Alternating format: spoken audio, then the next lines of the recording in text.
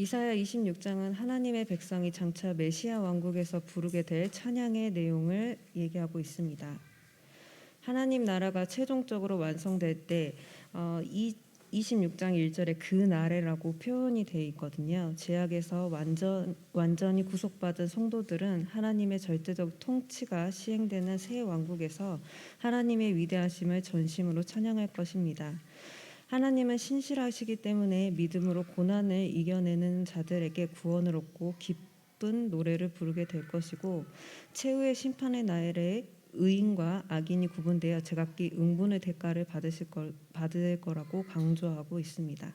이 내용은 베드로후서 3장 10절 그리고 계시록 21장 21절에 있습니다. 그러면 26장의 내용을 설명하도록 하겠습니다.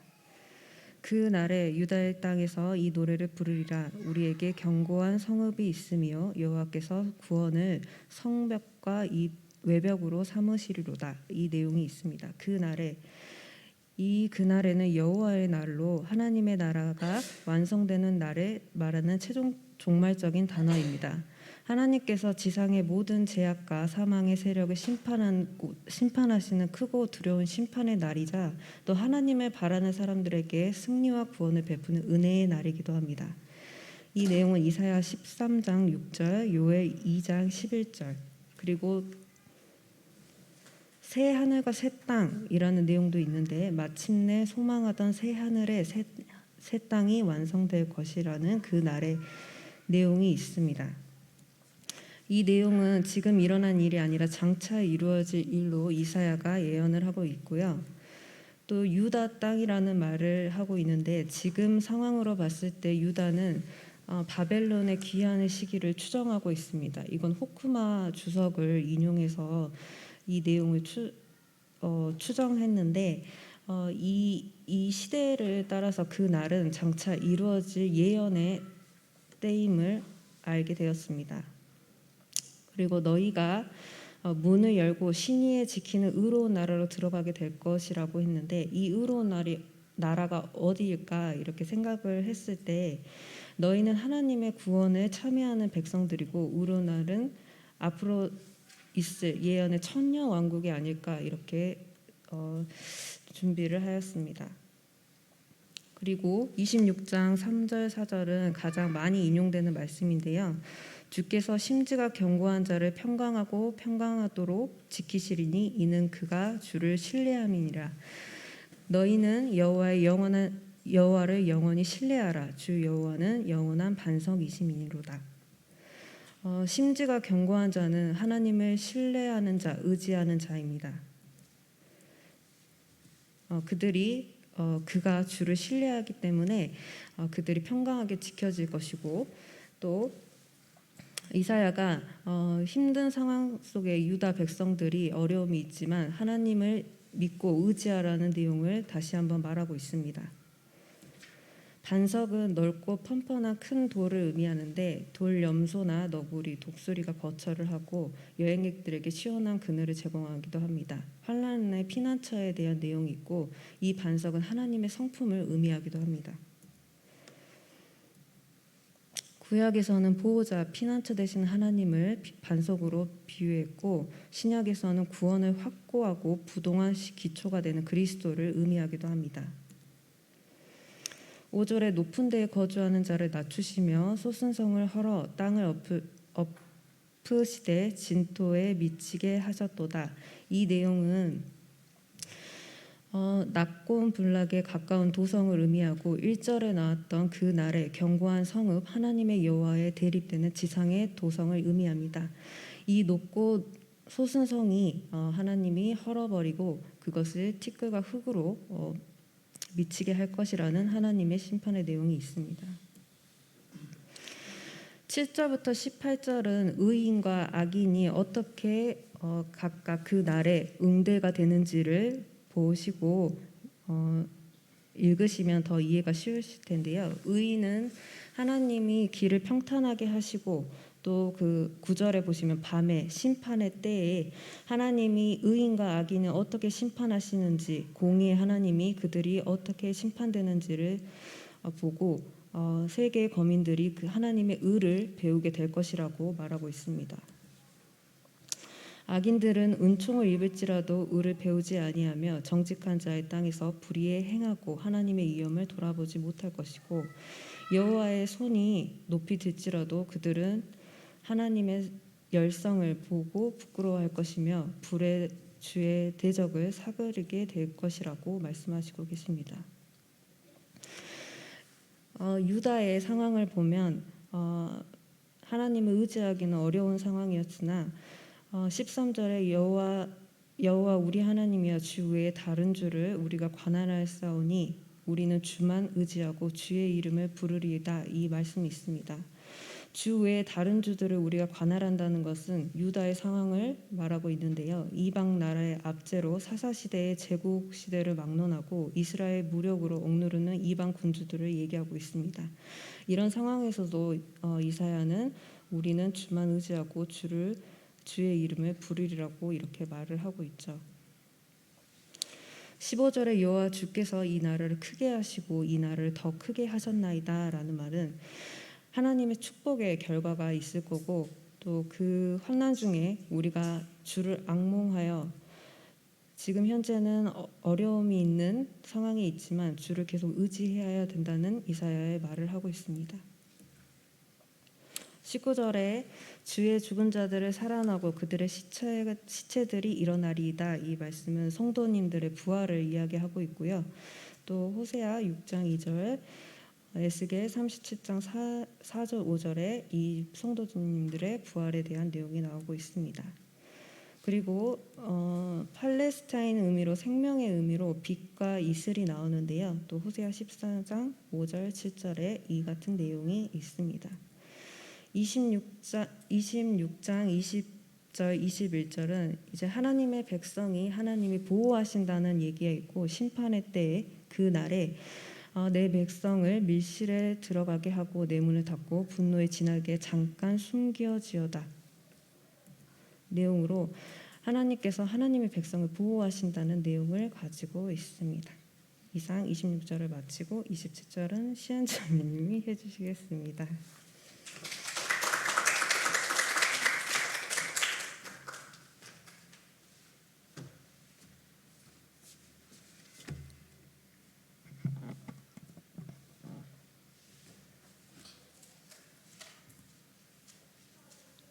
이사야 27장은 모두 회복을 약속한 내용입니다.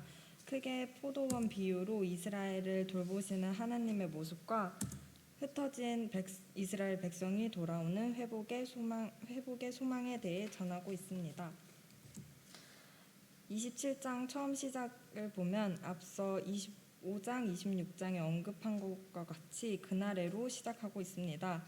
그날은 아직 이루어지지 않았지만 반드시 이루어질 여호와의 날을 의미하고 있습니다.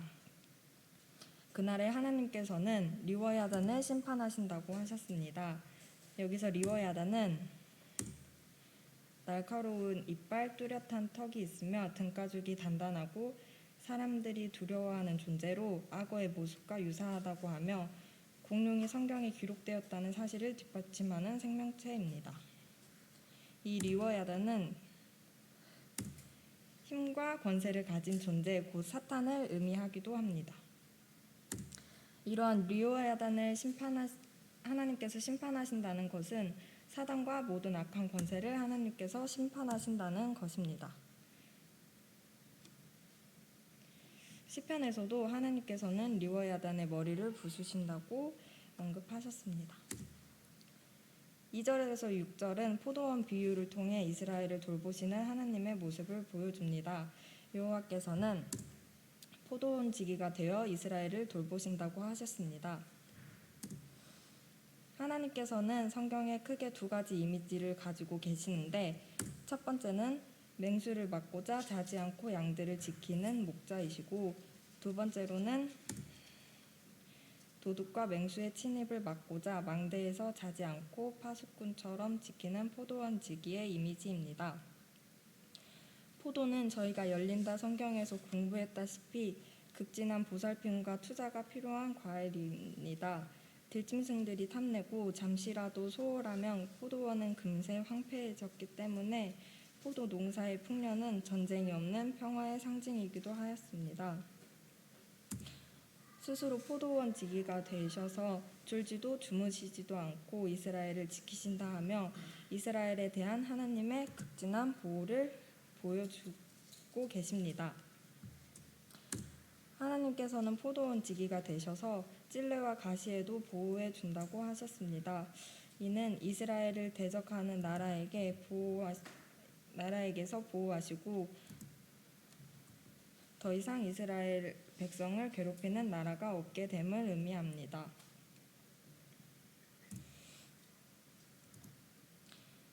그리고 그날에 하나님의 백성들이 회복하여 그 결실이 지면을 채운다고 하였습니다.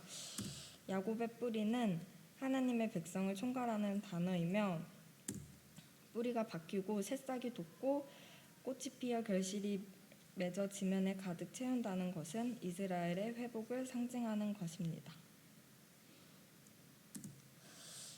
7절에서 11절은 하나님의 백성에 대한 징계입니다.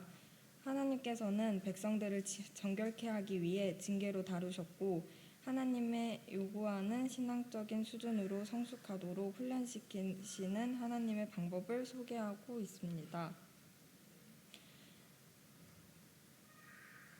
하나님께서는 백성들에 대한 징계로 악윤과는 다르게 적당하게 견책하는 방법을 택하셨습니다. 바로 동풍 부는 날의 폭풍으로 그들을 옮기신 것입니다. 여기서 동풍은 근동 지방에 부는 파괴적인 바람으로 작물과 나무의 과실들을 짓밟아 막대한 재난을 안겨주는 폭풍입니다. 욥기에서도 욥의 많은 재산을 빼앗아갔던 바람입니다. 동풍 부는 날 폭풍으로 그들을 옮기셨다는 뜻은 바벨론으로 이스라엘 백성들이 잡혀가 포로 생활한 것을 의미합니다. 하나님께서 이들을 징계하여 바벨론 포로 생활을 하게 하신 이유는 9절에 나와 있습니다. 곧 제단의 돌을 부서진 횃돌 같게 하며 아세라와 태양상이 다시 서지 못하게 하기 위해서라고 하십니다. 제단의 돌을 단단하지 않은 석회석 같게 하는 것은 이방 제단의 파멸이며 아세라와 태양상이 다시 서지 못하게 한다는 것은 이방 신들이 다시 서지 못하게 우상의 본거지가 철저히 파괴된다는 것을 의미합니다. 하나님의 백성에게 바벨론 포로 생활로 징계하신 이유는 우상 숭배에 빠져 있는 백성들에게서 우상을 제하기 위한 목적으로 적당하게 견책하신 것입니다. 하나님의 백성에 대한 적당한 견책과는 반대로 하나님에 대한 지각이 없는 백성에게는 불쌍히 여기지 않으시며 은혜를 베풀지 않고 황무하고 버림받게 하시겠다고 하십니다. 12절에서 13절은 하나님의 백성들의 미래를 설명해 주고 있습니다. 하나님께서는 이스라엘 백성들을 창이라는 하수에서부터 애굽 시내까지 모으신다고 하셨습니다. 창이라는 하수는 유브라데 강을 말합니다. 유브라데스 강에서부터 애굽 시내는 하나님이 약속하신 땅의 지경으로 이스라엘의 이상적인 경계를 나타냅니다. 하나님께서 이 온 나라의 백성을 모으시는 이유는 이들에게 예배받기 위함입니다. 그날에 큰 나팔을 분다고 하였는데 나팔은 기쁨의 표현과 마지막 때의 성도를 모으기 위한 역할을 하고 있습니다. 마지막 때의 나팔로 뿔뿔이 흩어졌던 하나님의 백성을 약속하신 땅의 지경으로 모여 예루살렘 성산에 모여 여호와께 예배드린다고 합니다.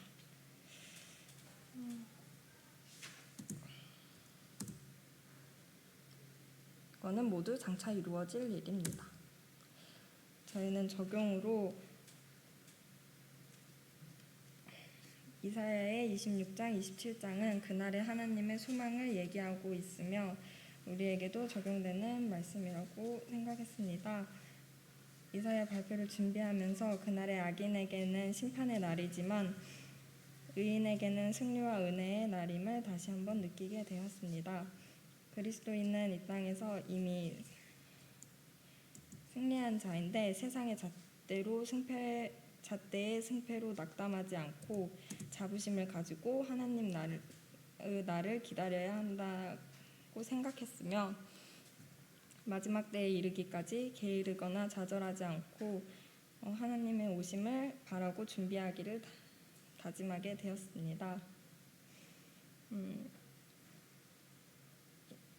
주께서 심지가 견고한 자를 평강하고 평강하도록 지키시리니 이는 그가 주를 신뢰함이니이다. 너희는 여호와를 신뢰하라. 주 여호와는 영원한 반석이심이로다. 주께서 심지가 견고한 자가 평강하게 지키시는 이유는 주를 신뢰하기 때문입니다. 저희가 26장 27절을 묵상하면서 아름이 자매님은 위로받는 장이라고 생각을 하셨고 지금 상황에서 하나님의 어떤 일을 할 수 있는지 생각하며 베스트 요양병원과 조대병원에 복음이 전해질 수 있도록 더 기도하였다고 하셨고 저는 주일학교 여호수아 본반 말씀을 준비하면서 하나님의 약속은 반드시 이루어짐에 대해 묵상하고 있었는데 이사야의 반드시 이루어질 여호와의 날에 대해서 생각하면서 하나님께서 이 날에 온전히 예배 받으시기를 바라며 준비되어 있는 자가 되어야겠다 생각하였습니다. 이상입니다.